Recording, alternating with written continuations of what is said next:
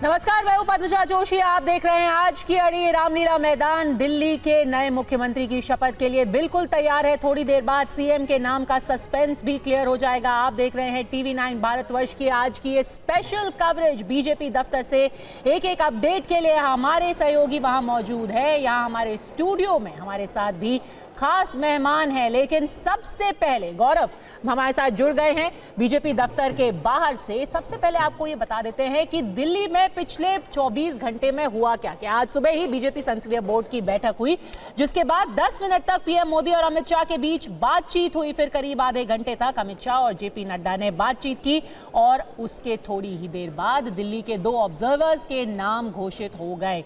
अब से थोड़ी देर बाद यानी कि 7 बजे विधायक दल की बैठक दिल्ली में होने वाली है, जिसमें सीएम चेहरे के ऐलान की संभावना भी है। लेकिन सबसे पहले आपको उन सब लोगों के बयान सुनवाते हैं जो मीडिया के मुताबिक, लोगों के मुताबिक सीएम रेस में आगे है, लेकिन खुद वो कह रहे हैं हम किसी रेस वेस में है ही नहीं, हम तो बस पार्टी के कार्यकर्ता हैं।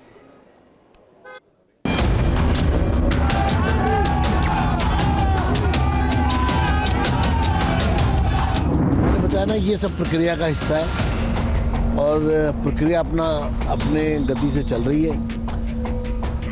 सब कुछ समय आने पर आपके समक्ष आ जाएगा।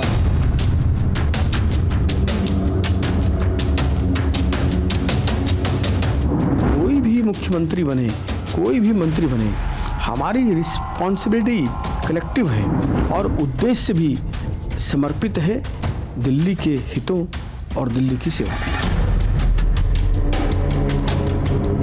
एक व्यक्ति जो भी डिक्टेटरशिप करके चीज़ों को कर ले, हमारे यहाँ संगठन की परंपराएं हैं जिसको हम फॉलो करते हैं और बड़े अच्छे तरीके से सारे काम करते हुए चीज़ों का निर्णय आएगा। भारतीय जनता पार्टी का कार्यकर्ता होगा और कार्यकर्ताओं में से ही, विधायकों में से ही मुख्यमंत्री का चयन होना है। सब विधायक दल की बैठक में ये आज तय होगा कि कौन हमारा विधायक दल का नेता होगा, कौन मुख्यमंत्री होगा, और पूरे के पूरे विधायक उनके पीछे चलेंगे।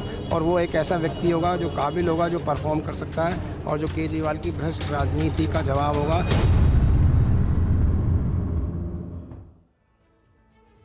तो गौरव बताइए, आज हो गई है सारी तैयारी, किसकी होगी दावेदारी? अब यही वो सस्पेंस है जिस पर सब टकटकी लगाकर देख रहे हैं पद्मजा। इससे पहले मैं आपको बताऊं कि यहाँ वहाँ जो आप सवाल पूछ रही हैं उसका क्या आंसर होगा। जरा वो तस्वीर देखिए, जैसे जैसे समय बीत रहा है वैसे वैसे यहाँ पर भीड़ बढ़ती जा रही है। ढोल बजने अब रुक नहीं रहे, लगातार ढोल बज रहे हैं यहाँ पर। और वो सामने देखिए मीडिया का जमावड़ा, कार्यकर्ताओं का जमावड़ा। ये जो गेट है दिल्ली बीजेपी दफ्तर का, मैं कैमरा सहयोगी संदीप से कहूंगा आपको और अच्छे से दिखाएं। ये देखिए, ये तस्वीर अंदर अब भीड़ खचाखच भरती दिख रही है। जितना हम अंदर ज्यादा जहां देख रहे हैं वहां पर लोगों की भीड़ दिख रही है। और अब सभी कार्यकर्ताओं की अपनी अपनी पसंद है। कोई विजेंद्र गुप्ता को सीएम बनते देखना चाहता है, कोई रेखा गुप्ता जी को देखना चाहता है, कोई प्रवेश वर्मा को सीएम बनते देखना चाहता है। लेकिन यहां पर अब हलचल तेज हो गई है। ये देखिए बैजंत जयंत पांडा आगे देखिए, दिल्ली बीजेपी के प्रभारी, जो बीजेपी के दिल्ली प्रभारी जय पांडा अभी पहुंचे हैं, वो तस्वीरें देखिए। और अब नेताओं का आना शुरू हो चुका है यहां पर पद्मजा। जय पांडा का आने का मतलब है अब यहां पर हलचल बढ़ चुकी है। धीरे धीरे अब वो पर्यवेक्षक और तमाम जो विधायक है वो यहां पर पहुंचना शुरू होंगे। और उसके बाद फिर यहां पर 7 बजे जैसे बैठक शुरू होगी, उसके बाद तुरंत यहां पर अब उस नाम पर चर्चा शुरू हो जाएगी जो यहां पर दिल्ली का अगला सीएम होगा। अब वो क्या होगा यह बैठक बताएगी। लेकिन देखिए, दिल्ली में बीजेपी के 3 सीएम रहे पद्मजा अभी तक, मदन लाल खुराना, साहिब सिंह वर्मा और फिर सुषमा स्वराज। अब यह संयोग है कि दिल्ली में बीजेपी की जो आखिरी सीएम थी वो महिला थी। अब जिनका नाम सबसे ऊपर आ रहा है वो भी एक महिला है। और यह संयोग ये भी है कि जो अभी निवर्तमान सीएम है, जो अभी थी आतिशी, वो भी एक महिला थी। तो क्या एक महिला ही दिल्ली में इस लेगेसी को आगे बढ़ाएंगी बीजेपी की तरफ से, या अगर आतिशी के हिसाब से जोड़े तो भी, या फिर उसके अलावा कोई और कंटेंडर होगा? ये अब ज्यादा समय नहीं है पद्मजा। दिल्ली बीजेपी कार्यालय पर टीवी 9 भारतवर्ष की पूरी टीम इस वक्त आपको एक एक फ्रेम दिखाने के लिए, आप देखिए जमीन से लेकर बस के ऊपर तक हम यहां पर खड़े हुए ताकि आपसे एक तस्वीर ना छूट पाए, जैसा कि अभी मैंने दिखाया। महिला चेहरे की बात हो रही है, पर एक सुपरस्टिशन ये भी है कि जब आम आदमी पार्टी सत्ता से गई तो महिला मुख्यमंत्री थी, कांग्रेस पार्टी सत्ता से गई तब भी महिला मुख्यमंत्री थी। तो क्या ये रिस्क, हाँ बीजेपी गई तब सुषमा स्वराज थी, तो क्या ये रिस्क ले देगी भारतीय जनता पार्टी? दिल्ली के बीजेपी विधायक केशव कुंज में इस वक्त मौजूद हैं। आरएसएस के नए दफ्तर के उद्घाटन में सारे विधायक पहुंचे हैं और थोड़ी सी देर बाद दिल्ली बीजेपी दफ्तर पहुंचेंगे सब के सब विधायक। तो जो कुंदन लास्ट मिनट जो फिनिशिंग टचेस होता है, अब जो ये चेहरे का जो फैसला होगा वो दोनों संघ और पार्टी के समन्वय से होगा, ये तो जग जाहिर है। लेकिन जो कोई एक आखिरी मोमेंट में वो केशव कुंज पहुंचे हैं चेहरे को फाइनल करने से पहले। देखिए, यकीन मानिए किसी को पता नहीं है कि क्या होने वाला है। ये एक वाइल्ड गेस है जो कोई भी कर सकता है और उसके पीछे की अलग अलग कहानी हो सकती है कि ये होंगे वो होंगे। लेकिन जिस तरीके से विधायकों का आना, सबसे पहले तो मैं बता दूं कि शुरू हो गया है और मनजिंदर सिंह सिरसा, अनिल देवड़ा, इसके साथ साथ रविंद्र इंद्रराज जो बवाना से हैं, ये सब अभी पहुंचे हैं। लेकिन जो आप सवाल पूछ रही हैं, यकीन मानिए किसी को पता नहीं है कि क्या होने वाला है और सबको इंतजार सिर्फ और सिर्फ विधायकों के आने का है, पर्यवेक्षक के आने का है। और इन सब के बीच मैं आपको एक तस्वीर दिखाना चाहता हूं कि भारतीय जनता पार्टी दफ्तर की तस्वीर आज बिल्कुल भी अलग है। ये एक अलग तस्वीर है जहां पे कि सारे के सारे आपको देख सकते होंगे कि ढोल वाले और सब लोग यहां पे बैठे हुए हैं और ये बहुत ही एक सकते इस तरह की तस्वीर बहुत दिनों बाद भारतीय जनता पार्टी दफ्तर में देखने को मिले हैं। और ये तस्वीर बताती है कि भारतीय जनता पार्टी के कार्यकर्ताओं में कितना उत्साह है और ये उत्साह की तस्वीर है, उमंग की तस्वीर है। और इन्हीं तस्वीरों के बीच भारतीय जनता पार्टी के जीते हुए विधायक एक एक करके भारतीय जनता पार्टी दफ्तर में आ रहे हैं और अब से थोड़ी देर बाद यहाँ पे विधायक दल की बैठक शुरू होने वाली है। देखिए, जश्न शुरू हो गया है, वहां पर ढोल नगाड़े शुरू हो गए हैं। जश्न किस चेहरे का है ये अभी साफ नहीं है, पर भले से ही वहां पर सबसे मुश्किल इन्हीं की जॉब होती है। पहले से वो बेचारे थोड़ा सा सांस लेने के लिए रुके थे, फिर से उनको वहां पर अपना ढोलक बजाना शुरू हो गया। लेकिन जो अभी नाम वहां पर पहुंच रहे हैं, जल्दी से उनकी चर्चा कर लेते हैं। बवाना से विधायक रविंद्र इंद्रराज वो बीजेपी के दफ्तर पहुंचे हैं, मनजिंदर सिंह सिरसा पहुंचे हैं, जय पांडा तो हमने देखा ही था इस वक्त, और अनिल देवड़ा पहुंचे हैं। समीर जी, रविंद्र इंद्रराज दलित चेहरा है, पहली बार विधायक बने। बिल्कुल, अगर आप देखेंगे तो दिल्ली में 12 आरक्षित सीटें थी। अगर भारतीय जनता पार्टी की आप बात करेंगे तो भारतीय जनता पार्टी के 4 आरक्षित सीट से एमएलए जीते थे। तो उसमें मुझे लगता है कि एक और पहली बार 12 में से 4 जीते हैं। बिल्कुल, पहली बार के विधायक हैं। हालांकि त्रिलोकपुरी से भी जो जीते वो भी पहली बार के विधायक है रविकांत, तो उनकी भी मुझे संभावना लग रही है। लेकिन लगता है कि इस बार अगर दलित में अगर जाता है तो इन 2 में से किसी का नाम लग सकता है, लॉटरी लग सकती है, जो मुख्यमंत्री बन सकते हैं दलित के रूप में। तो भारतीय जनता पार्टी को एक अच्छा प्रदर्शन हुआ है और यंग भी है, महज 50 साल के हैं, पहली बार विधायक चुन करके आए। निश्चित रूप से तो ये एक संदेश देने की कोशिश की जा सकती है कि जिस तरीके से राहुल गांधी लगातार दलित की बात करते हैं, कांग्रेस के अध्यक्ष दलित, और ये कहा जाता है कि भारतीय जनता पार्टी में कोई दलित अभी मुख्यमंत्री नहीं है, तो मुझे लगता है कि एक पूरे देश में मैसेज देने के लिए एक दलित को मुख्यमंत्री बनाया जा सकता है। एक और बड़ी खबर आ रही है, सीएम के सवाल पर विजेंद्र गुप्ता क्या बोले हैं? उन्होंने कहा है ये सब प्रक्रिया का हिस्सा है, प्रक्रिया अपनी गति से चल रही है, समय आने पर सब पता चल जाएगा। कोई भी इस वक्त ऐसा नहीं कहना चाहता कि भाई हमारी दावेदारी है, हम इस रेस में आगे हैं। क्या बोला है विजेंद्र गुप्ता ने, जल्दी से सुन लेते हैं।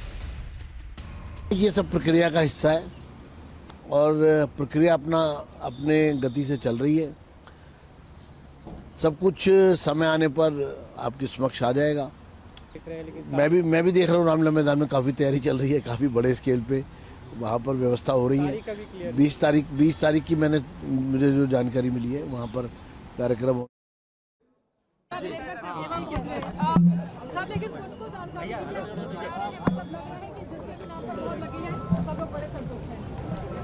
देखिए, वीरेंद्र सचदेवा जो बीजेपी के अध्यक्ष हैं दिल्ली में, खुद उन्होंने चुनाव नहीं लड़ा। बहुत से लोग ये भी पूछ रहे थे कि क्या वो भी एक चेहरा हो सकता है, पर वो चुनाव लड़े ही नहीं है। अफसोस हो रहा होगा इस बात का कि मैं चुनाव नहीं लड़ा इस बार। बट उनका शायद मन था, पर पार्टी ने उन्हें बोला कि आप संगठन संभालिए। पर विनोद जी, क्या ऐसा रिस्क लेगी पार्टी की पहली बार जो विधायक बने हैं उनको मौका दिया जाए, और वो भी इतनी बड़ी जिम्मेदारी मुख्यमंत्री की? एक तरफ हाँ एक जनरेशनल चेंज होगा, लेकिन एक इतने नए चेहरे को, जबकि आपके पास ऐसे विधायक है जो 5 बार 7 बार जीते हुए हैं। पद्मजा, आपको मैं बता रहा था ऑफलाइन कि इसमें कोई मंत्री भी बनता है तो उसके लिए प्रमोशन है। सिर्फ 6 मंत्री बनने हैं और 7वां मुख्यमंत्री है। 10% होता है जो पार्लियामेंट्री स्ट्रेंथ होती है, असेंबली की स्ट्रेंथ होती है। काबीना की स्ट्रेंथ 10% हो सकती है और उस 10% में जो भी अकोमोडेट होता उसको ऑनर है, उसके लिए एक ऑनर है। लेकिन दूसरी बात यह है, मैं बड़ा सवाल इसको ये मानता हूं कि क्या ये डबल इंजन सरकार होगी या सिंगल इंजन सरकार होगी या ट्रिपल इंजन सरकार होगी? एलजी भी तो है। या सिंगल इंजन होगी या डबल इंजन होगी? पेपर में इसी दृष्टिकोण से बोल रहा हूँ कि केंद्र में मोदी जी की सरकार, प्रदेश में बीजेपी की सरकार, और आप देखिए 1.5 से 2 महीने के अंदर एमसीडी में भी बीजेपी की सरकार बनने वाली है। दैट्स गोइंग टू फार। मैं ये कह रहा हूँ कि डबल इंजन सरकार, मैं दूसरे परिप्रेक्ष्य में पूछ रहा हूँ, ये डबल इंजन सरकार होगी या सिंगल इंजन सरकार? अगर ये डबल इंजन सरकार है तो फिर मुख्यमंत्री आधा ही रहेगा जैसा पहले था, ये सवाल है। और मैं समझता हूँ कि अगर कोई फर्स्ट टाइमर बन रहा है और उसको फिर गाइडेंस की जरूरत होगी तो फिर ये डबल इंजन सरकार नहीं, सिंगल इंजन सरकार होगी, केंद्र चलाएगा इसको। और उसमें फर्क इतना होगा कि लेफ्टिनेंट गवर्नर का जो डिसाइडिंग रोल होता था पहले, वो पता होगा मुख्यमंत्री को, मुख्यमंत्री आश्वासित होगा कि भी ये हो सकता है, वो जो मुझे बता रहे हैं वो रुक्का वहीं से ला रहे हैं। तो दिल्ली एक ऐसी स्टेट है जहां पर मल्टीप्लिसिटी ऑफ गवर्नेंस रही है और जिसके चलते दिल्ली की देखरेख ठीक नहीं हुई। महिला का क्यों मुख्यमंत्री बनाया जाने की बात हो रही है बार बार कि दिल्ली रिक्वायर्स हाउसकीपिंग आज के दिन, सॉरी, पर महिलाओं को सिर्फ हाउसकीपिंग के लिए नहीं, लेकिन हाउसकीपिंग चाहिए, सफाई चाहिए। इलेक्शन पूरा इस पे लड़ा गया, सड़कें चाहिए बढ़िया, हवा चाहिए साफ सुथरी।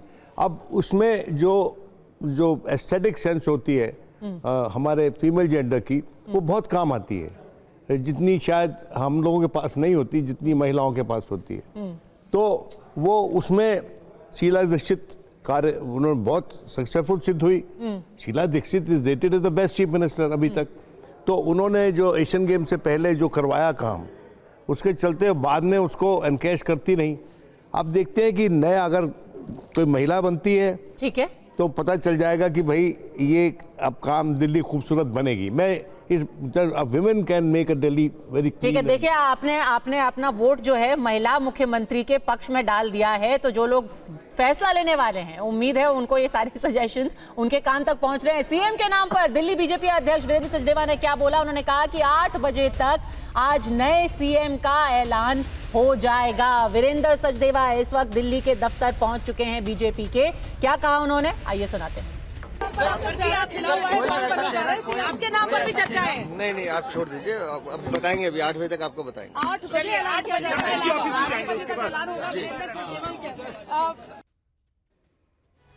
तो चलिए, 8 बजे तक का नाम आएगा। उन्होंने कहा है, ये भी कह दिया है कि मैं सीएम की रेस में नहीं हूं, मैं अपने काम में बहुत अच्छा हूं। विधायक दल की बैठक में सीएम पर फैसला लिया जाएगा। ये तो एक गिवन ही था एक तरीके से आनंद, कि वीरेंद्र सचदेवा का कहीं नाम इस वक्त कंसिडर नहीं किया जा रहा है।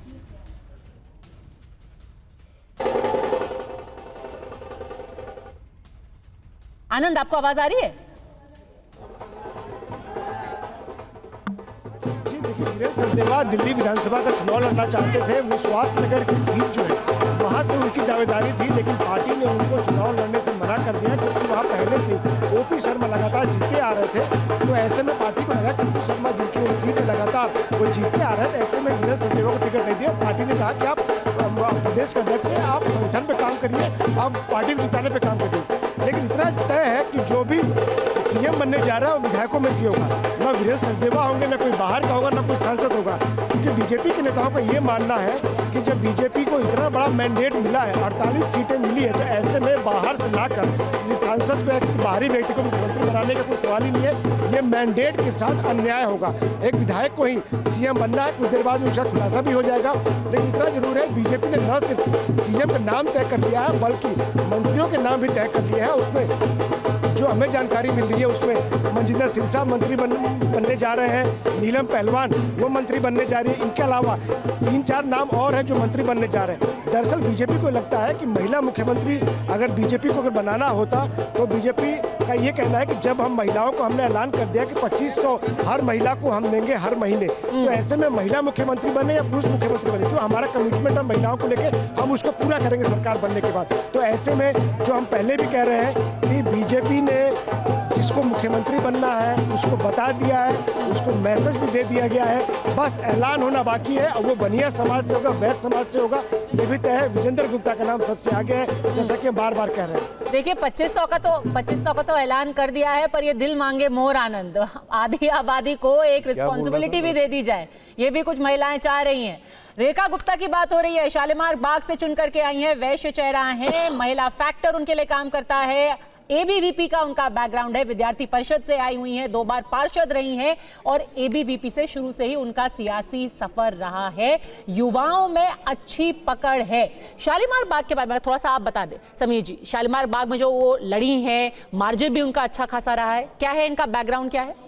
देखिए, अगर रेखा गुप्ता की बात करें तो बेसिकली हरियाणा से आती है, इनका परिवार हरियाणा से आता है, दिल्ली में राजनीति करती रही है लंबे समय, स्टूडेंट यूनियन से जुड़ी रही है। अच्छा, एक और दिलचस्प लिंक, यानी कि अरविंद केजरीवाल की तरह वो भी हरियाणा से आती है। बिल्कुल आती है, और अखिल भारतीय विद्यार्थी परिषद वो लंबे समय से जुड़ी रही, संगठन में उनकी बड़ी भूमिका रही है, राष्ट्रीय कार्यकारिणी की वो सदस्य रही है, पार्षद वो रही है, डीयू की अध्यक्ष रही है वो 1996-97 में दिल्ली यूनिवर्सिटी की। तो बड़ा उनका नाम है, संगठन में लंबे समय की भूमिका रही है, महिला मोर्चा में उन्होंने जिम्मेदारियों को निभाया है।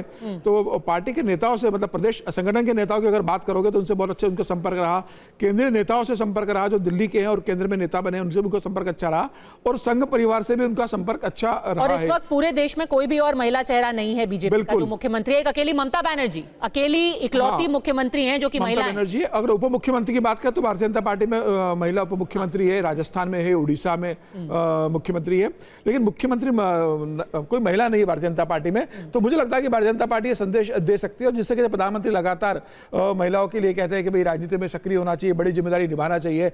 जिस तरीके से लोकसभा विधानसभा में 33% बिल लेकर प्रधानमंत्री मोदी आए, तो मुझे लग रहा है कि इसमें महिलाओं की बड़ी एक भूमिका हो सकती है कि प्रधानमंत्री किसी महिला को मुख्यमंत्री बनाए।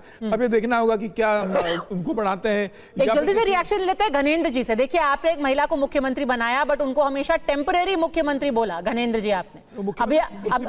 अब अगर फुल टाइम मुख्यमंत्री बन गई तो महिला? देखिए पद्मजा जी, हम काफी देर से डिस्कशन कर रहे हैं कि मुख्यमंत्री कौन बनेगा, कब डिसीजन आएगा, विधायक दल की बैठक शुरू होगी, कब होगी। लेकिन सबसे बड़ी मूल बात है कि लोकतंत्र में एक प्रक्रिया है।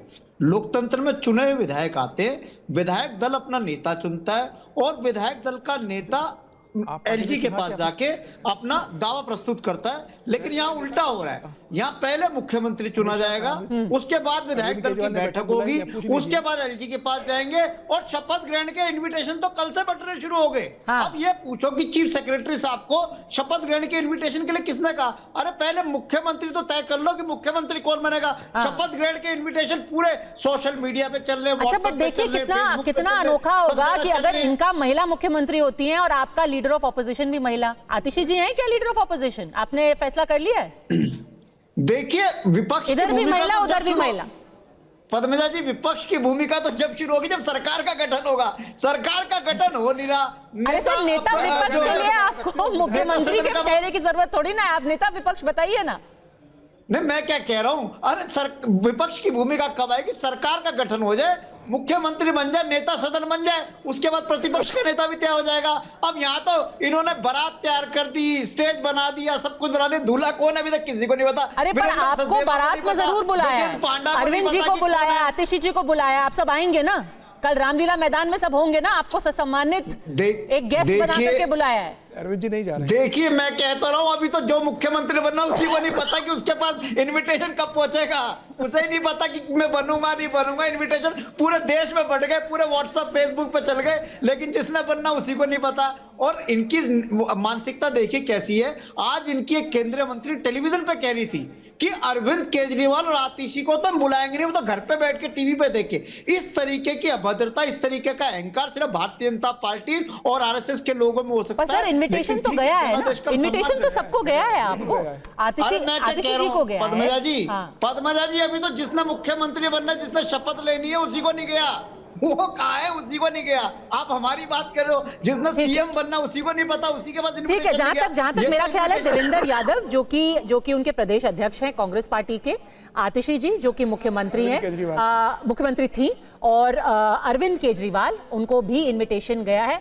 संदीप दीक्षित को भी गया है शायद इन्विटेशन। संदीप दीक्षित को गया है। कुमार कुंदन भी हमारे साथ यहाँ जुड़े हुए हैं। कुमार कुंदन, सीएम पद की पसंद वैश्य समाज से होगी, उसमें कई हमने चेहरे गिना दिए हैं। रेखा गुप्ता की बात हुई है, विजेंद्र गुप्ता की बात हुई है, अनिल गोयल की भी बात वहां पर की गई है, जो कि कृष्णा नगर से जीत करके आए हैं और 19,000 वोट के मार्जिन से जीते हैं। आपके साथ भी कुछ खास मेहमान वहां पे मौजूद हैं। कुंदन,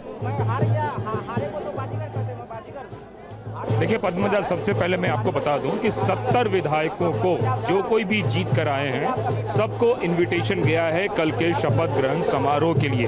जो स्टेज बनाया गया है, उस स्टेज में एक तीसरा स्टेज जो है वो उन विधायकों के लिए है, चाहे वो आम आदमी पार्टी के हो, चाहे वो भारतीय जनता पार्टी के हो। सारे 70 के 70 विधायक एक साथ बैठेंगे। ये बात जरूर है कि उसमें मुख्यमंत्री और उनका मंत्रिपरिषद मुख्य स्टेज पे बैठेगा प्रधानमंत्री के साथ, जहां उनको शपथ लेना है। उन 70 विधायकों में आतिशी मार्लिना भी हैं, जिनको की एक इन्विटेशन गया है, उनको बतौर विधायक इन्विटेशन गया है, क्योंकि वो चुनाव जीत के आई हैं। इसके अलावे अगर अरविंद केजरीवाल की बात करें तो पूर्व मुख्यमंत्री के तौर पर दिल्ली में उनको इन्विटेशन गया है। तो जहां तक इन्विटेशन की बात है, वो सबको इन्विटेशन चला गया है। अब उन 70 में से कौन मुख्यमंत्री बनेगा वो अलग प्रश्न है, लेकिन कल के समारोह के लिए सारे विधायकों, दिल्ली के सारे सांसदों और दिल्ली के सारे राज्यसभा सांसदों को भी इन्विटेशन जा चुका है, जैसा कि हमारी जानकारी में है। अब रही बात कौन बनेगा मुख्यमंत्री, तो इसमें अलग अलग कयास हैं। जैसा कि आपने डॉक्टर अनिल गोयल के बारे में पूछा, टेक्नोक्रेट रहे हैं, डॉक्टर है पेशे से, यूरोलॉजी एसोसिएशन ऑफ इंडिया के प्रेसिडेंट रह चुके हैं। इसके अलावा एम्स, सफदरजंग और एमएएमसी का उनके पास एक बड़ा अनुभव है, और ग्राउंड से हैं जिनमें कि देश में, दिल्ली में खास करके हेल्थ इंफ्रास्ट्रक्चर को सुधारने की अगर बात करें तो उसका अनुभव है। दूसरी बात, कृष्णा नगर एक ऐसी विधानसभा सीट है जहां से डॉक्टर हर्षवर्धन आए हैं, वो भी दिल्ली के हेल्थ मिनिस्टर बने हैं। तो कई तरह के ऐसे कयास हैं, क्योंकि एक ऐसे व्यक्ति की भी जरूरत है जो एग्जीक्यूटर हो, जो काम करने वाला हो, और जो ज्यादा से ज्यादा एक तरीके से कह सकते हैं कि परफॉर्म करके दिखाए। तो कई सारे नाम चल रहे हैं, तो उसमें कुछ नाम ऐसे भी हैं जो प्रोफेशनल्स हैं, और उसमें डॉक्टर अनिल गोयल का भी नाम है, चूंकि वैश्य समाज से भी आते हैं और पूर्वी दिल्ली से भी हैं। तो तमाम तरह के नामों के बीच कौन डार्क हॉर्स होगा, किसको मिल रहा है, ये कहना मुश्किल है। लेकिन हाँ, इतना तय है कि अब से 1 घंटे बाद पद्मजा ये सब कुछ होने वाला है और सबको पता चलेगा कि कौन होगा दिल्ली का अगला मुख्यमंत्री। ठीक है, बहुत सारी बात तो हो गई है कि वैश्य समाज से क्या कोई एक बड़ा चेहरा निकल करके आ सकता है, पर क्या सिख जो समुदाय है उससे कोई बड़ा चेहरा हो सकता है, पंजाबी समुदाय से कोई बड़ा चेहरा हो सकता है? कौन से है वो नाम, वो भी हम आपको दिखाएंगे। विधायकों की बैठक में सीएम पर फैसला होगा, या अनिल गोयल ने कहा है सर्वसम्मति से फैसला लिया जाएगा। ऐसा लग रहा है कि सब एक ही स्क्रिप्ट से पढ़ रहे हैं। हम पार्टी के कार्यकर्ता हैं, हम इस रेस में शामिल नहीं है, जो हमें पार्टी कहेगी हम वही वो रिस्पॉन्सिबिलिटी को निभाएंगे। आज शाम को जो पार्टी कहेगी हम उसी का पालन करेंगे। ये सब के सब जितने भी नेता हैं, अनिल विज नहीं हरियाणा के कोई विधायक जो कह सके मैं भी मुख्यमंत्री का दावेदार हूँ। हाँ, अनिल विज उनको तो शो कॉज नोटिस भी चला गया है, आजकल नाराज चल रहे हैं वो। क्या कहा है अनिल गोयल ने, एक बार जल्दी से सुन लेते हैं। हमारे साथ डॉक्टर अनिल गोयल मौजूद हैं। सर, आज विधायक दल की बैठक है, विधायकों का थोड़ी देर में आना भी शुरू हो रहा है। किस तरीके से आज की बैठक को आप लोग देख रहे हैं? देखिए, आज सब विधायक दल की बैठक में ये आज तय होगा कि कौन हमारा विधायक दल का नेता होगा, कौन मुख्यमंत्री होगा, और पूरे के पूरे विधायक उनके पीछे चलेंगे। और वो एक ऐसा व्यक्ति होगा जो काबिल होगा, जो परफॉर्म कर सकता है, और जो केजरीवाल की भ्रष्ट राजनीति का जवाब होगा, दिल्ली को विकसित दिल्ली बनाने के राह पर जो ले जा सकता हो। ठीक है, एक और नाम जिसकी चर्चा दिल से कर लेते हैं। शाज़िया आलमी भारतीय जनता पार्टी से हमारे साथ जुड़ गई हैं, अनुराग ढांडा हमारे साथ आम आदमी पार्टी से जुड़ गए हैं। अनिल सूद का, आशीष सूद का, माफ कीजिएगा, आशीष सूद का जो नाम है वो भी बहुत टाइम से पार्टी के वो इंचार्ज भी रहे हैं। गोवा इंचार्ज है, गोवा के प्रभारी है, गोवा के प्रभारी रहे, कश्मीर के सहप्रभारी हैं, बड़े नेता है अनिल। तो क्या उनकी संभावना है? बिल्कुल बन सकते हैं, नड्डा जी के बहुत। और ये तो बिल्कुल कोर वोटर रहा है ना बीजेपी का, पंजाबी सिख, जमीनी स्तर से जुड़े हुए कार्यकर्ता, बहुत सहज सरल है, संघ से भी उनका अच्छा है, नड्डा जी के बहुत करीबी है, बहुत भरोसेमंद है। जैसे नड्डा जी ने गोवा का भी प्रभारी बनाया हुआ है, जम्मू कश्मीर के सह प्रभारी रहे, तो बिल्कुल सूद भी बन सकते हैं, इसमें कोई दो राय नहीं। यंग भी है वो। विनोद जी, आपको लगता है आशीष सूद का कोई चांस है? देखिए बात यह है कि यंग बन सकता है और पंजाबी बन सकता है। देखिए ट्रेडिशन बीजेपी को खड़ा किसने किया दिल्ली शहर में, और पंजाबी वोट हमेशा एक मुश्त बीजेपी को मिलता है। तो वो जो पंजाबी इसलिए जाता है कि जो पंजाबी ज़्यादातर फैमिली जो पंजाब की हैं वो पार्टीशन से ग्रसित होकर यहाँ के बसी, और वो फैमिलीज का नेचुरली रुझान था बीजेपी की तरफ।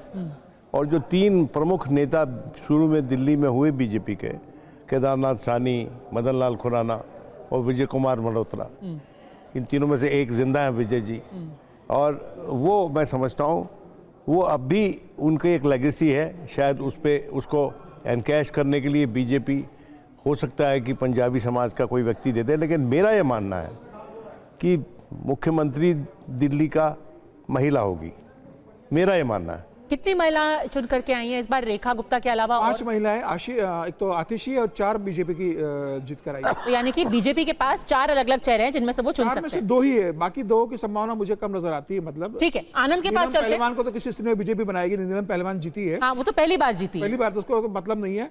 मुझे लगता है कि अगर बनेगी तो ये अपने गुप्ता, नीलम पहलवान आउटर दिल्ली से आती है। हाँ, तो ये रेखा गुप्ता बनेगी या फिर शिखा राय, ये 2 ही। भाई एक कोई उमंग बजाज है, यंग लड़का, 31 साल का है, आदर्श नगर से जीता है। उमंग बजाज 31 साल का लड़का, राजेंद्र नगर से। हाँ, राजेंद्र नगर से जीते, 31 साल के है, सबसे उमंग यंगेस्ट बजाज। एंड जो मुझे किसी ने बताया, अभी प्रत्यक्ष रूप से कहना तो मुश्किल है मेरे लिए कि बिल्कुल बन सकते हैं। प्रधानमंत्री मोदी उनके घर गए थे, लोहाड़ी के very fond of him. Umang Bajaj, yes, Umang Bajaj के घर पे प्रधानमंत्री मोदी गए थे लोहाड़ी के कार्यक्रम में। He is very fond of him.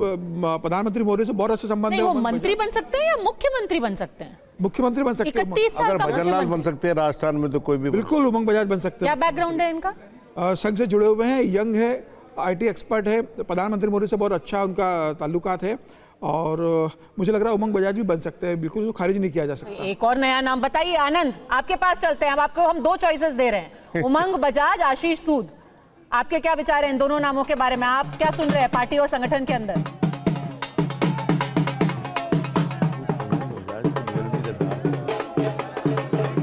देखिए, आशीष सूद बीजेपी के दिल्ली में बड़े चेहरे हैं, संगठन नेता है, अखिल भारतीय विद्यार्थी परिषद से रहे हैं, पंजाबी। आनंद, कैमरे पे आ जाइए, ढोल में कहीं आप खो से गए हैं, दिखाई नहीं दे रहे। संगठन के सह प्रभारी हैं, दिल्ली को अच्छी तरह से जानते हैं। तो अगर पंजाबी कोई चेहरा बनाना होगा तो आशीष सूद से बेहतर कोई नहीं हो सकता। अभी वो जम्मू कश्मीर के सह प्रभारी भी है, JP नड्डा के भी करीबी है, अमित शाह के भी करीबी है। लेकिन यहाँ पे अगर बात करें तो अभी बीजेपी को ये लगता है कि अगर दुनिया से इतना ज्यादा वहां पर ढोल नगाड़े ताशे शुरू हो गए हैं कि आपकी आवाज बिल्कुल भी सुनाई नहीं दे रही है। थोड़ी सी देर में एक बार फिर से कोशिश करेंगे। देखिए, पार्टी तो बराबर शुरू हो गई है शाजिया इल्मी, पर इस पार्टी का हीरो कौन है ये तो बता दीजिए। आप जरा अपने पहले विचार बताइए। आशीष सूद, उमंग जी बिल्कुल। देखिए, आप पहले महिला होते हुए चाहती है कि महिला मुख्यमंत्री बने, ये बताइए पहले। देखिए, मेरा बायस है पद्मजा जी, चाहे आप एंकर हो, चाहे मैं प्रवक्ता हूं, चाहे कोई मुख्यमंत्री हो, चाहे वो मंत्री हो, मेरा वो बायस है, तो मैं जाहिर से ये चाहूंगी। लेकिन मैं आपको बता दूं, मैं वाइस प्रेसिडेंट रही हूँ दिल्ली की, तो मैं सबसे साथ काम किया है, पर उस सबसे बढ़कर तो बहुत ही शानदार सारे के सारे नाम है। अगर मुझे खुद चयन करना पड़ता तो बहुत ही मुश्किल होता, और मुझे लगता है ये आला कमान भी और विधायक दल भी सोच रहा होगा। पर मैं आपसे एक और जरूरी चीज कहना चाहती हूँ पद्मजा जी, क्योंकि मैं मुख्तलिफ चैनल्स में रही हूँ। देखिए, आप देखिए, अभी अब नाम आने वाला है, विधायक दल की बैठक होने वाली है, और आप देखिए भारतीय जनता पार्टी को, आप किसी और पार्टी से तुलना कीजिए, लगातार चाहे वो नाम होते हैं अशोक गहलोत के या फिर होते हैं दिग्विजय सिंह के, जो नाम लगातार मुख्यमंत्री के नाम रहे हैं। आप देखिए इस बार की कोई भी बन सकता है, किसी का भी नंबर लग सकता है, सब कार्यकर्ता बन सकते हैं CM, सब विधायक बन सकते हैं। और ये देखिए, ये मुझे लगता है भाजपा के अंदर की भी जो लोकतंत्र की पूरी प्रक्रिया है, या देश में भी जो लोकतंत्र हमारी पूरी प्रणाली है, उसके लिए कितनी अच्छी बात है कि हमारे लिए पूरा एक खुला खेल है हर एक इंसान के लिए, और कभी ये सस्पेंस जरूरी है। और इसी प्रणाली का हिस्सा है कि OP धनखड़ और रविशंकर प्रसाद दोनों, जो कि पर्यवेक्षक जिनको बनाया गया है और आज दिन में ही जिनके नाम का ऐलान हुआ था, वो दोनों बीजेपी के दफ्तर की तरफ निकल चुके हैं। पर इतनी देरी क्यों हुई शाजिया इल्मी? पर्यवेक्षक तो 1-2 दिन पहले घोषित हो जाते हैं ना, फिर उनको बकायदा रायशुमारी करनी होती है। यहाँ तो बस 3-4 घंटे पहले इनका नाम आया। नहीं, मुझे लगता है जहां तक बात है रायशुमारी की, विचार विमर्श की, तो वो लगातार वो प्रोसेस चल रहा है और ये जो हमारे पर्यवेक्षक है वो अपना काम करेंगे। तो आप देखिए पूरा जो सस्पेंस है, इस सस्पेंस का महत्व आप देखिए, ये जो पूरा कौतूहल है, आप देखिए कितना जरूरी है ये। और आप तुलना कर सकते हैं किसी भी पार्टी की, किसी भी तरह से जब उनका मुख्यमंत्री का चयन होता है, आपने कभी भी देखा है। और हमारे तो प्रदेश दर प्रदेश, चाहे वो राजस्थान हो, चाहे वो मध्य प्रदेश हो, चाहे वो उड़ीसा हो, आप कभी गेस ही नहीं, चाहे वो हरियाणा हो, आप गेस भी नहीं कर सकते कभी भी कि कौन बन सकता है और कैसे। जी, हम लोग क्या ही गेस करेंगे, जो बनते हैं वो भी नहीं गेस कर पाते हैं कि वो बनने वाले हैं। वो तो सब कहते हैं हम पीछे खड़े हुए थे कि कोई भी राज्य है उसकी जाति वो है, जागीर है। 2 बार नाम लिया, वो खड़े नहीं हुए थे। कभी भी पटेल, भजन लाल शर्मा, मोहन यादव कह रहे थे ना, तो पीछे सबसे आखिरी पंक्ति में खड़ा था। और ये जिज्ञासा बहुत ही जरूरी है हमारे लोकतांत्रिक प्रणाली में, जो डेमोक्रेसी का पूरा आइडिया है। कोई भी कभी भी मेहनत से, परिश्रम से, श्रम से बन सकता है मुख्यमंत्री। और जो ये भी एक मास्टर स्ट्रोक है, ये भी एक मास्टर स्ट्रोक है कि मुख्यमंत्री बनने वाले को पता ही नहीं होता कि हम मुख्यमंत्री बनने वाले हैं। अनुराग टांडा, इससे पहले कि मैं आपके पास आऊं, एक बार जल्दी से गौरव के पास चलते हैं। गौरव, यहाँ पर 2-3 घंटे बीत चुके हैं, पर्यवेक्षक कम से कम अब पहुंचने वाले होंगे वहां पर जो वहां पर नाच गाना चल रहा है वो थमने का नाम नहीं ले रहा। नहीं, और ये डिजर्व करता है पद्मजा। देखिए, अभी तक 27 साल तक ऐसा लम्हा नहीं आया था दिल्ली प्रदेश बीजेपी कार्यालय में। आज जैसा लग रहा है मानो यहाँ दिवाली हो, क्योंकि जब भी इससे पहले बीजेपी लोकसभा चुनावों में अच्छा करती थी या दूसरे राज्यों में अच्छा करती थी, तो जो दिल्ली का दीनदयाल उपाध्याय मार्ग पर नया कार्यालय है, सारी रौनक वहां होती थी। प्रदेश कार्यालय आज जो दुल्हन की तरह सजाया गया है, रंग बिरंगी रोशनी से बिल्कुल सराबोर है और ढोल यहाँ रुक नहीं रहे हैं, लोग नाचना यहाँ पे कार्यकर्ताओं का रुक नहीं रहा है। तो वो कारण है 27 साल का वो सूखा जो खत्म हुआ है बीजेपी का दिल्ली में। एक चीज और पद्मजा, अभी आप लगातार बात कर रही है कि कौन होगा सीएम, कौन होगा, क्या होगा। मैंने यहाँ पर ऐसे कार्यकर्ता देखे पद्मजा जो हाथ में केक लेकर आए हैं और जिस पर वहां पर कांग्रेचुलेशंस लिखा है, सीएम लिखा है, नाम नहीं लिखा है। मैंने कहा इस पर नाम क्या? बोले जो होगा उसका नाम लिख के काट देंगे। यानी बीजेपी में ये मानसिकता डेवलप हो गई है कि कोई भी सीएम हो, उनको इससे कोई फर्क नहीं पड़ता। वो पार्टी के अनुशासन से इतना बंधे हैं कि वो जो पार्टी फैसला कर देगी उस पर कोई विरोध नहीं। हो सकता है बंद कमरों में कोई नेता अपनी नाराजगी जताए, जो कि हो सकता है किसी फोरम पे रखे, लेकिन ऐसा पब्लिक डोमेन में कार्यकर्ताओं में कुछ नहीं दिखता। निजी पसंद है, कोई प्रवेश वर्मा को चाहता है, कोई रेखा गुप्ता को चाहता है, लेकिन उसके बावजूद वो तैयार है। अगर प्रवेश वर्मा ना बने तो प्रवेश वर्मा के समर्थक फिर भी तैयार हैं। हाँ। हलचल देखिए आप, वो देखिए, वो एक वहां पर देखिए, आपको गाड़ी दिखाता हूं, वहां पर देखिए हलचल शुरू हो गई, मीडिया के कैमरे उस गाड़ी की तरफ। ये पर्यवेक्षक शायद यहां पर पहुंच रहे हैं, पर्यवेक्षक और विधायक यहां पर पहुंचने वाले हैं, क्योंकि ये देखिए लगातार तस्वीरें आ रही हैं। रविशंकर प्रसाद को यहां पर आना है, ओपी धनखड़ को यहां पर आना है। 2 पर्यवेक्षक बनाए गए आज सुबह संसदीय दल की मीटिंग में, और उसके बाद अब यहां पर यह देखना है कि पर्यवेक्षक जब अंदर जाएंगे, क्योंकि ज्यादा टाइम बचा नहीं, विधायकों का आना लगातार है ही। वीरेंद्र सचदेवा दिल्ली बीजेपी अध्यक्ष पहुंच चुके हैं, इसके अलावा यहां पर बीजेपी के जो दिल्ली प्रभारी है वो यहां पर पहुंच चुके हैं। तो लगातार जैसे ही कोई गाड़ी आती है जो लगता है कि कोई वीआईपी गाड़ी है, तो मीडिया के कैमरे तुरंत उस तरफ घूमते हैं और उनको लगता है कि कोई बड़ा नाम, कोई बड़ा चेहरा यहां पर आ रहा है। और अब यही सबसे ज्यादा कौतूहल का विषय है पद्मजा, कि यहां पर आखिर सीएम कौन। लेकिन एक बात तय है, दिल्ली बीजेपी के कार्यकर्ताओं की खुशी यहां पर साफ दिख रही है, क्योंकि उन्होंने बीजेपी को दिल्ली में जिताया है। दिल्ली 20 राज्यों में, इससे पहले मणिपुर छोड़ दें तो 20 राज्यों में बीजेपी की चाहे खुद की या फिर गठबंधन के साथ सरकार है, लेकिन दिल्ली में इस दौरान नहीं रही। आज ये मौका है जब दिल्ली में भी बीजेपी की सरकार खुद के दम पर बन रही है, अच्छे खासे बहुमत के साथ बन रही है। तो कोई भी सीएम हो, बीजेपी के कार्यकर्ताओं को मालूम है कि पीएम मोदी का नाम, अमित शाह की संगठन की शक्ति और संघ की वो मेहनत जो दिल्ली में हुई, वो एक ऐसा, वहां पर उनके पास ऐसा ब्लेंड है जो वो कहीं भी एक ब्रह्मास्त्र की तरह इस्तेमाल करते हैं, और अधिकतर राज्यों में वो दिख रहा है पद्मजा। तो ऐसे में जो अगला आपको कार्यकर्ता मिलेगा जो कि जिसके हाथ में केक होगा बट कोई नाम नहीं होगा, उनको कहिएगा कि उसमें मोदी जी का ही नाम और चेहरा लगा दे, सबसे सेफ वही रहेगा गौरव। लेकिन इस सब के बीच 2-3 और मीटिंग्स भी चल रही हैं दिल्ली के अंदर, जो संगठन के अंदर बदलाव किए गए हैं। उसके बाद कांग्रेस की मीटिंग जो सुबह 11 बजे शुरू हुई थी, वो बैठक अभी भी जारी है। 7.25 घंटे बीत चुके हैं, नेताओं ने अंदर ही लंच किया और बैठक खत्म होने के बाद शायद केसी वेणुगोपाल प्रेस कॉन्फ्रेंस करेंगे। पर एक बैठक कांग्रेस की चल रही है, एक बैठक आपकी भी हुई है, अनुराग ढांडा।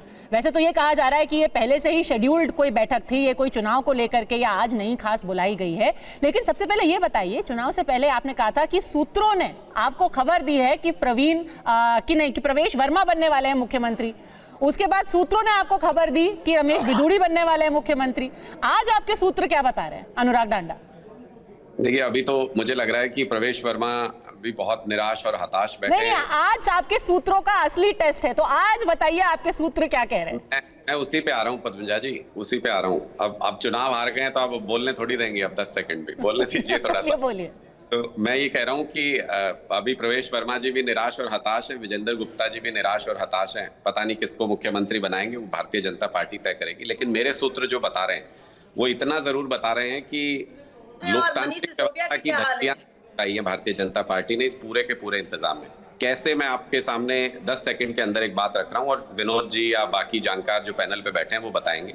आप सोचिए कि मुख्य सचिव ने सबको न्योता भेज दिया कि आइए शपथ ग्रहण समारोह है इतने बजे और रामलीला मैदान में।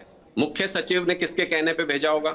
जहां तक मेरा दिमाग चलता है एलजी के कहने पे ही भेजा होगा उन्होंने ये न्योता। लेकिन एलजी को किसने कहा? लगे रहो मुन्ना भाई, लगे रहो मुन्ना भाई, तुम कब तक ये कॉन्स्पिरेसी कब तक करोगे भाई? नहीं चल रही है। इसी शातिर दिमागी के चलते, इसी चलत्तरबाजी के चलते आपको रिजेक्ट कर दिया गया है। कितना खेलोगे? और वो जाके गवर्नर को या एलजी को ये कहता है कि मैं सबको अपने आप भी बोर हो जाएगा। ये समारोह कराई रखा है आपने साजिशबाजी। एलजी को कहा होगा अमित शाह जी ने कि इतने बजे शपथ करानी है। लगे रहिए भाई, लगे रहिए। इन्होंने विधायक दल का नेता बनने पहले दिल्ली का मुख्यमंत्री बनने, केजरीवाल जी क्या कर रहे हैं? एक करके उनकी आवाज ब्रेक हो जाती है। रबड़ स्टैंप को चलाने की शाजिया जी प्लीज, उनकी आवाज ब्रेक होने लगती है अगर आप बीच में बोलती हैं तो। उनको पूरा शाजिया जी बोली इसलिए रही है, उनको पता है। मैं सिर्फ इतना पद्मजा जी सवाल पूछ रहा हूं। मैं ये कह रहा हूं कि एलजी साहब को किसने कहा होगा कि आप ये शपथ ग्रहण का कार्यक्रम रख लीजिए? विधायक दल का नेता अभी चुना नहीं गया। विधायक दल का नेता ही अमूमन गवर्नर को ये बताता है, या जो उनके पास सपोर्ट का लेटर लेके जाता है वो बताते हैं जी हम इतने बजे यहाँ शपथ ग्रहण करेंगे। अभी तक तो विधायक दल का नेता कोई चुना नहीं गया, तो आपको किसने कहा होगा? एलजी साहब को अमित शाह जी ने कहा होगा। मतलब अमित शाह जी दिल्ली चलाएंगे, मुख्यमंत्री कोई बने ना बने, रबड़ स्टैंप कोई मुख्यमंत्री बनाने जा रहे हैं, ये स्पष्ट हो गया। इसका मतलब तो लोकतांत्रिक व्यवस्था तो दिल्ली में होगी ही नहीं। अमित शाह कैसे नहीं होगी? आप ऐसे प्रबल विपक्ष बन करके आप लोकतांत्रिक व्यवस्था को एकदम यहाँ मजबूत करने के लिए खड़े हुए हैं ना। पर आप ये बताइए, आप तो खुद हरियाणा में चुनाव लड़े हैं, आपके मन में थोड़ा थोड़ा है कि प्रवेश वर्मा बन जाए, एक जाट समुदाय से बन जाए कोई? पूछ रहा हूँ उसी लोकतांत्रिक व्यवस्था के तहत विपक्ष होने के नाते कि किसके कहने पर एलजी साहब ने ये समय और जगह तय की है शपथ ग्रहण समारोह की? कम से कम ये तो पता चले वो इनवाइट भेजे किसके कहने पे गए हैं। देखिए, आखिरकार मैं बता दूं आपको भाई साहब, मेरे अंतर्यामी भाई अपनी साजिश की पूरी जो आपकी मानसिकता है और जो चलत्तरबाजी है, अरे आप जवाब दे दीजिए ना शाजिया, लगा दो। अब तो थम जाओ थोड़े बहुत। वो जवाब दे दीजिए ना। सुनो भाई, अगर कल होना है प्रोग्राम किसके कहने पे शपथ ग्रहण समारोह का आयोजन किया गया है? 70 विधायकों, अरे फिर अरे भाई कितना करोगे? ये इतना ही बताइए किसके कहने पे बुलाया गया शपथ ग्रहण समारोह? इसका मतलब राम को मुख्यमंत्री बनाने जा रहे हैं, उनका कोई काम नहीं होगा। अच्छा देखिए, अगर मुख्यमंत्री जो बनेगा नहीं बनेगा, इस बीच एक सिफारिश जो है और या एक दरख्वास्त जो है आपकी पार्टी के पास आ गई है कि आप भी एक बहुत इंपॉर्टेंट जो पद है उसका चुनाव करने वाले हैं। नेता विपक्ष कौन होगा? बीजेपी किस समुदाय को बनाएगी यहाँ पर वो अभी क्लियर नहीं है, पर स्वाति मालेवाल ने बकायदा चिट्ठी लिख करके कह दिया कि आप एक दलित समाज के नेता को लीडर ऑफ ऑपोजिशन बना दें। नहीं, देखिए ये तो निश्चित तौर पर पार्टी के अंदर डिस्कस किया जाता है और पार्टी का डिसीजन होता है। जैसे भारतीय जनता पार्टी अपना डिसीजन लेगी वैसे ही हम भी अपना डिसीजन लेंगे। लेकिन पहले जिनको मैंडेट मिला है, जिनको दिल्ली चलाने के लिए दिल्ली के लोगों का जनादेश मिला है, वो तो कम से कम तय करें। मैं फिर उसी सवाल पे आना चाहता हूं। जनादेश दिया गया है चुने हुए विधायकों को, विधायक दल का नेता अभी तक चुना नहीं गया है। एलजी साहब ने शपथ का न्योता दे दिया है, कैसे दिया, किसके कहने पे दिया, ये सबसे बड़ा सवाल इस वक्त है। क्योंकि ठीक है, देखिए गौरव के पीछे कुछ हलचल वहां पे हो रही है। ओवर टू यू गौरव। जी देखिए यहाँ पर अब ये गाड़ी अंदर जा रही है, रविशंकर प्रसाद इस गाड़ी में बैठे हैं, ऐसा लग रहा है ऊपर से देख के मुझे जो समझ में आ रहा है। रविशंकर प्रसाद इस गाड़ी में है जो कि पर्यवेक्षक है, केंद्रीय मंत्री रह चुके हैं, और उनकी गाड़ी देखिए अभी तक जो भी नेता आ रहे थे उनकी गाड़ी बाहर रुक रही थी, वो पैदल अंदर जा रहे थे, लेकिन रविशंकर प्रसाद की गाड़ी को सीधे लेकर जाया जा रहा है। आप देखिए वहां से मीडिया कर्मियों को हटाया जा रहा है और सीधे उनकी गाड़ी, अब दूसरी गाड़ी भी पीछे लगी हुई है, इसमें ओपी धनखड़ हो सकते हैं। ये दोनों गाड़ियां अब अंदर जा रही हैं, तो पर्यवेक्षक पहुंच चुके हैं पद्मजा। तो 7 बजे डॉट लगता है मीटिंग शुरू हो जाएगी, और मीटिंग शुरू होने के 1 घंटे तक, जैसा कि वीरेंद्र सचदेवा कह रहे थे, हमें या उससे पहले भी सीएम कौन होगा वो नाम सामने आ जाएगा, क्योंकि पर्यवेक्षक 6:30 बजे तक पहुंच चुके हैं। Padmaja, over to you. जी, एक गाड़ी में दोनों साथ में बैठ करके पहुंचे, और बिल्कुल सही कहा आपने, जो वो काली गाड़ी आपको दिखाई दे रही है उसमें रविशंकर प्रसाद और ओपी धनखड़ दोनों इस वक्त अंदर पहुंच चुके हैं। शाज़िया इल्मी, जवाब दीजिए, जो एक पूरी व्यवस्था है उसको कमजोर कर रहे हैं आप क्या?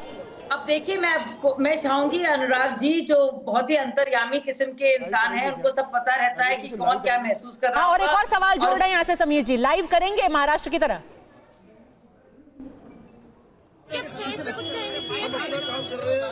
मोदी जी जो चुनना था वो अगले घंटे के अंदर आपके सामने आ जाएगा। मोदी जी ने शीर्ष नेतृत्व ने जिनको चुना है वो सामने आएंगे और भारतीय जनता पार्टी की डबल इंजन की सरकार कल से काम करना शुरू करेगी। तो सुगबुगाहट होगी, बातचीत हो रही होगी सुबह। 1 घंटे में सब कुछ सामने आएगा। 1 घंटे में सब कुछ, 1 घंटा रुक जाएंगे ना, सब कुछ सामने आएगा। चिंता काहे कर रहे हैं? क्या लग रहा है? नहीं है किसी से कुछ पूछने का। ये हरीश खुराना है, मदन लाल खुराना के बेटे हैं, मोती नगर से चुन करके आए हैं। और जो पूरा ये वेस्ट दिल्ली है, जो पंजाबी इलाका है, क्या एक पंजाबी चेहरा भी, किसको एक बड़ी जिम्मेदारी दी जा सकती है? अगर मुख्यमंत्री नहीं तो कुमार कुंदन, कम से कम एक बड़ी जिम्मेदारी तो किसी पंजाबी चेहरे को मिलने की पूरी संभावना है ना?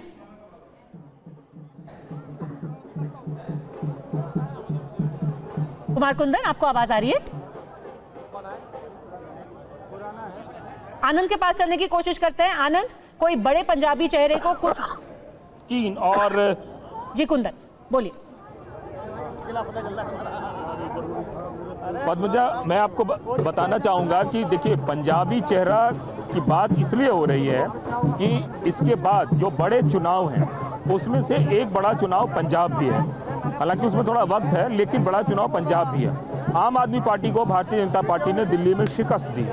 ऐसे में एक सियासी जमीन तैयार हुई है जिसमें यह नैरेटिव गढ़ा गया है कि ये पार्टी सरकार चलाने में असमर्थ है, और इसलिए आम आदमी पार्टी जो पंजाब में है उसको मैसेजिंग के लिए बात ये हो जा रही है कि किसी सिख चेहरे को दिल्ली में बनाया जाए जिसका मैसेज पंजाब में जाए। यही वजह है कि चाहे मनजिंदर सिंह सिरसा हो या अरविंदर सिंह लवली हो या तरविंदर मारवा हो, इस तरीके के लोगों को कैबिनेट में शामिल होने से लेकर मुख्यमंत्री के चेहरे के तौर पर देखा जा रहा है। तो ये निश्चित तौर पे भारतीय जनता पार्टी के पास कई सारे विकल्प हैं, चाहे वैश्य का विकल्प हो या पूर्वांचल का विकल्प हो या पंजाबी का विकल्प हो, क्योंकि आपको ये समझना पड़ेगा पद्मजा, वेस्ट दिल्ली इस बार बहुत बड़ी संख्या में जो अरविंद केजरीवाल की तरफ वोटर थे वो शिफ्ट होकर भारतीय जनता पार्टी की तरफ हुए हैं, जिसमें कि पंजाबी बहुलता वाले कई सारे विधानसभा क्षेत्र भी हैं। शायद यही वजह है कि आशीष सूद का भी नाम आया, शायद यही वजह है कि मनजिंदर सिंह सिरसा का भी नाम आ रहा है। तो ये कई सारे ऐसे फैक्टर हैं, क्योंकि दिल्ली का जो कोर वोटर है बीजेपी का, उसको वो चाहते हैं कि अपने साथ रखें और कुछ ऐसे चेहरे लेके आए जिसका असर अलग होने वाले विधानसभा चुनाव में भी पड़े। यही वजह है कि चाहे बिहार की बात हो तो अजय महावर का नाम आ रहा है, जो कि झारखंड से संबंध रखते हैं और उनके पूर्वांचली होने का एक ठप्पा भी है, साहिबगंज से उनका नेटिव प्लेस है। दूसरी तरफ अगर हम पूर्वांचली की बहुत आपने जरूरी बात बोली, क्योंकि अभी बिहार में भी चुनाव इसी साल होने वाले हैं। और जो पंजाबी इलाकों की आपने बात कही, तो कुल 10 ऐसी सीटें हैं। जो वेस्ट दिल्ली का जो लोकसभा सीट है उसमें 10 असेंबली सीट्स आती हैं, उस 10 में से मेरा ख्याल है 9 इस बार भारतीय जनता पार्टी ने जीती है। आपका हरिनगर। एक बात बोलूं? हाँ जी बोलिए। मैंने उमंग बजाज का नाम क्यों लिया? हाँ। उमंग बजाज ने दुर्गेश पाठक को बड़े मार्जिन से हराया, राजेंद्र नगर से हराया, जो गढ़ है वही राजेंद्र नगर जहाँ से राघव चड्ढा पहले जीते थे। बिल्कुल। तो और आरपी सिंह जी जो हमारे साथ थे वो पहले वहां के विधायक रह चुके हैं। तो मैं ये मानता हूं कि इतने बड़े मार्जिन से हरा के, और secondly he has the ear of the prime minister, मतलब प्रधानमंत्री उनको अच्छा मानते हैं। पंजाबी चेहरा है, तो यंग चेहरा है, पंजाबी चेहरा है, तो और दुर्गेश पाठक को हराया है, तो मैं समझता हूँ अगर वो बन जाएंगे तो मैं आश्चर्यचकित नहीं होऊंगा। बाकी सिरसा साहब हैं तो उनके नाम के साथ तो सिरसा ही जुड़ा हुआ है, तो मतलब ओरिजिनल दिल्ली का फेस दिल्ली को तो चाहिए ना। तो इसलिए मैं समझता हूँ कि पंजाबी चेहरों में सबसे ज़्यादा फ्रेश चेहरा, young, youthful and acceptable to the top leadership, और दूसरा अ जायंट किलर इन अ वे। तो आपके आशीष सूद, उमंग बजाज, मनजिंदर सिंह सिरसा, ये सब पंजाबी सिख चेहरे हैं, इनको अभी रनिंग में माना जा सकता है, लेकिन लोगों की उम्मीदें क्या हैं? देखिए, हम सारे नामों की चर्चा तो कर रहे हैं, पर जो भी मुख्यमंत्री बनता है या बनती हैं, लोग क्या उम्मीद करते हैं, और सबसे बड़ी बात, महिलाएं क्या उम्मीद करते हैं? हमने कुछ महिलाओं से बात की, आइए सुनते हैं।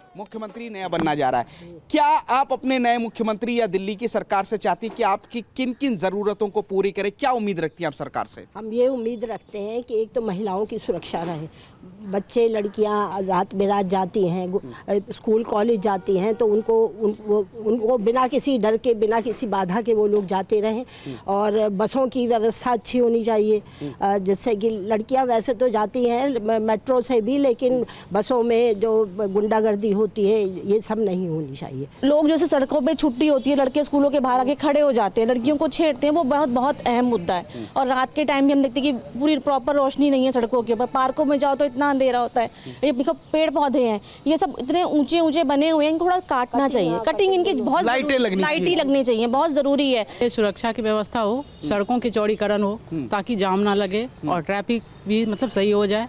बाद बाकी दिल्ली में जो ऐसे यमुना पे कार्य शुरू हुआ है, ऐसे ही पूरी दिल्ली में सफाई कार्य शुरू हो ताकि ऐसा लगे जो हाँ दिल्ली हमारा दिल्ली है। और लेडीज़ की सुरक्षा जैसे योगी जी ने यूपी में किया, बस मैं यही चाहती हूँ कि यही दिल्ली में हो जाए, बस मज़ा आ जाएगा कि लेडीज़ की सुरक्षा। हमारी बेटियां जो घर से बाहर निकलती हैं, हम लोग निकलते हैं, घर में एक डर रहता है टाइम से घर पहुंचो, ये सुरक्षा होनी बहुत ज़रूरी।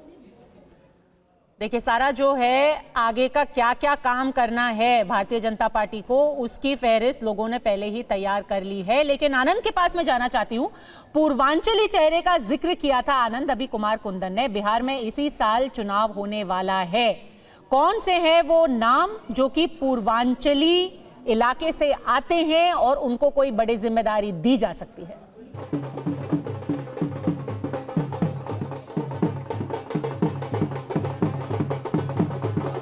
पूर्वांचली चेहरे की बात करें तो अभय वर्मा है, अजय महावर है, ये सब पूर्वांचली चेहरे हैं, और जाहिर तौर पर पूर्वांचलियों को भी सरकार में जगह मिलेगी। अगर हम दिल्ली की बात करें तो दिल्ली में 7 मुख्यमंत्री को लेकर 7 पूरे मंत्री बन सकते हैं। इसके अलावा आपके पास स्पीकर और डिप्टी स्पीकर का पोस्ट होती है, विधानसभा में सचेतक का पोस्ट होता है। तो अगर आपको एडजस्ट करना है या मैसेज देना, तो आपके पास कम से कम दिल्ली में 11-12 ऐसे पोस्ट है। इसके अलावा अगर पूर्वांचलियों को मैसेज देना है तो पूर्वांचली बोर्ड बनाने की बात बीजेपी के नेता लगातार कर रहे हैं, तो दिल्ली में पूर्वांचली बोर्ड ही बनाया जाएगा, जिसमें दिल्ली में जो पूर्वांचली लोग रहते हैं उनके वेलफेयर के लिए, या फिर उनके जो कंसर्न्स हैं, या उनके तमाम उनकी जो शिकायतें हैं, या फिर उनके विकास के लिए कई ऐसे स्कीम्स हैं जो पूर्वांचली बोर्ड के माध्यम से लागू की जाएंगी। तो बीजेपी को भी पता है कि पूर्वांचली वोटर जो है उन्होंने दिल खोल के बीजेपी को इस बार वोट दिया है, तो ऐसे में उनके कंसर्न्स को बीजेपी नजरअंदाज नहीं करेगी। मंत्रिमंडल का फॉर्मेशन हो या फिर जो बाकी आगे आने वाली स्कीम्स है। लेकिन जाहिर तौर पर बीजेपी एक ऐसा मुख्यमंत्री का चेहरा देना चाहेगी, ये जानते हुए भी कि भले 22 सीटें, 22 विधायक आम आदमी पार्टी के हैं, लेकिन वो 22 भी कम नहीं है। वो अलग बात है कि आने वाले दिनों में आप देखेंगे उधर कुछ विधायक इधर आ रहे हैं, फिर वहाँ चुनाव कराया जा रहा है। लेकिन शुरुआत में बीजेपी को जो चैलेंज मिलेगा आम आदमी पार्टी से, वो जिस स्तर पर जाकर लड़ाई लड़ते हैं, और जिस तरह से इस बार उन्होंने दिल्ली का चुनाव लड़ा आम आदमी पार्टी ने, उसमें दिखाया कि भले हम चुनाव हार गए लेकिन उन्होंने अपनी ताकत का एहसास जरूर कराया। तो ऐसे में बीजेपी को एक ऐसा चेहरा चाहेगी जो आम आदमी पार्टी के काम करने का तरीका भी जानता हो, उसने आम आदमी पार्टी को उसकी सरकार के दौरान उसको टैकल भी किया हो, उससे लोहा भी लिया हो, उसके खिलाफ धरना भी दिया हो, उसके खिलाफ सदन में आवाज भी उठाई हो। तो बीजेपी ऐसे चेहरे पे दाव लगाएगी, कोई बिल्कुल नया चेहरा बीजेपी लाके। ठीक है, कुमार कुंदन के पास चलते हैं।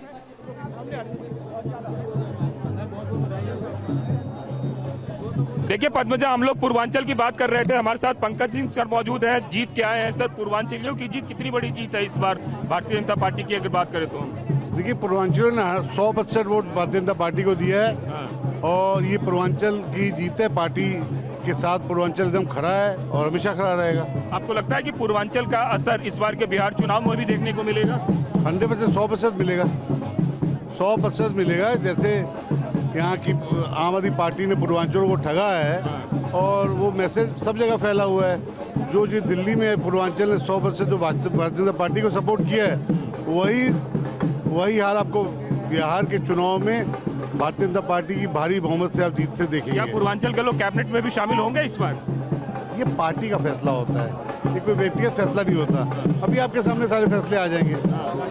चलिए ठीक है, तो पार्टी का फैसला है, हमारी शुभकामनाएं सबके साथ है। तो ये मैं जो बात कर रहा था कि पूर्वांचल इस बार बहुत बड़ा मुद्दा है और ये जीत के आए हैं एक तरह से वेस्ट दिल्ली से, तो ये अपने आप में बड़ा मैसेजिंग भी है कि आने वाले समय में, जैसा कि हम लोग बात कर रहे थे बिहार में भी चुनाव है, तो कितने तरह के पूर्वांचल के लोगों को क्या तरजीह मिलेगी, क्या जगह मिलेगी, यह भी देखना दिलचस्प होगा। समीर जी, डॉक्टर पंकज सिंह विकासपुरी से जीत करके आए हैं और कोई ना कोई पूर्वांचली कम से कम कैबिनेट में जरूर रखना होगा, क्योंकि नाराज भी थे। मेरे ख्याल से आम आदमी पार्टी ने ज्यादा पूर्वांचलियों को देते टिकट। बिल्कुल, और दो जो उनके सहयोगी दल को टिकट है, दोनों हार गए, जेडीयू और एलजेपी को जो दिया था। पूर्वांचलियों का एक बड़ा पकड़ आम आदमी पार्टी के पास रहा है। आम आदमी पार्टी का एक स्ट्रांग वोट बैंक पूर्वांचली रहा है, तो मुझे लगता है कि कैबिनेट में जरूर पूर्वांचली को शामिल किया जाएगा, लेकिन मुख्यमंत्री पूर्वांचली को बनाएंगे, मुझे इसकी संभावना। 3 एमएलए पूर्वांचली चुन करके आए हैं भारतीय जनता पार्टी। बिल्कुल, तो मुझे लगता है कि कैबिनेट मंत्री जरूर पूर्वांचली को बनेगा, लेकिन मुख्यमंत्री के रूप में किसी पूर्वांचली को नहीं देखता हूँ। आपको क्या लगता है विनोद जी?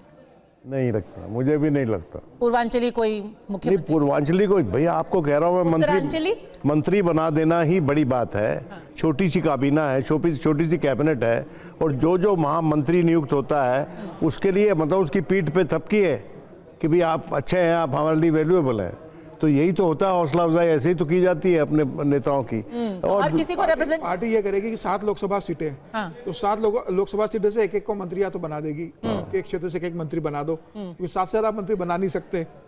देखिए कुंदन के पास अनिल गोयल भी पहुंच गए हैं। जी कुंदन, है आप लोगों के कार्यकर्ताओं के बीच? देखो, भारतीय जनता पार्टी की सरकार बन रही है, दिल्ली में एक परिवर्तन आने वाला है, तो उत्साह है कि उस परिवर्तन में मेरा भी योगदान होगा कृष्णानगर के विधायक के तौर पर। ठीक है, वक्त बिल्कुल हमारे पास खत्म हो गया है। ये लगातार कवरेज TV9 भारतवर्ष पर जारी रहेगी। विधायक दल की बैठक कुछ ही देर में शुरू होने वाली है और उसके बाद कौन बनेगा दिल्ली का मुख्यमंत्री, वो नाम भी सामने आ जाएगा।